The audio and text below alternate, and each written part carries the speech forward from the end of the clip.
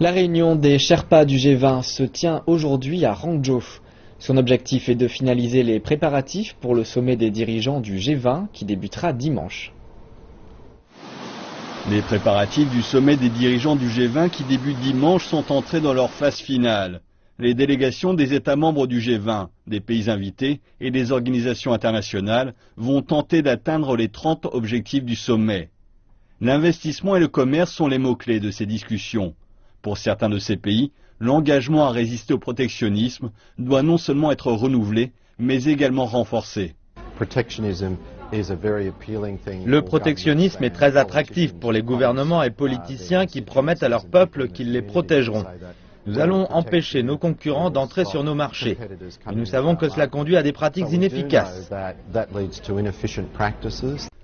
Le terme de finance inclusive s'entend dans toutes les bouches. La Chine va proposer une série de principes pour étendre la finance inclusive.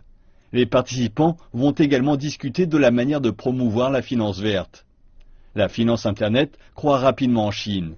Le marché du paiement mobile par des sociétés tierces a dépassé les 16 000 milliards de yuan en 2015, soit un doublement en à peine un an.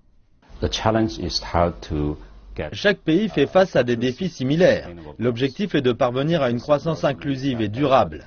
La croissance inclusive signifie que chacun participe à la croissance et que ceux qui n'y sont pas inclus en bénéficient également. Donc le type de finance qui soutient la croissance inclusive est la finance inclusive. Cela rend la finance accessible et abordable. Il s'agit de la dernière réunion de préparation des coordinateurs avant le communiqué des dirigeants du G20 à l'issue du sommet.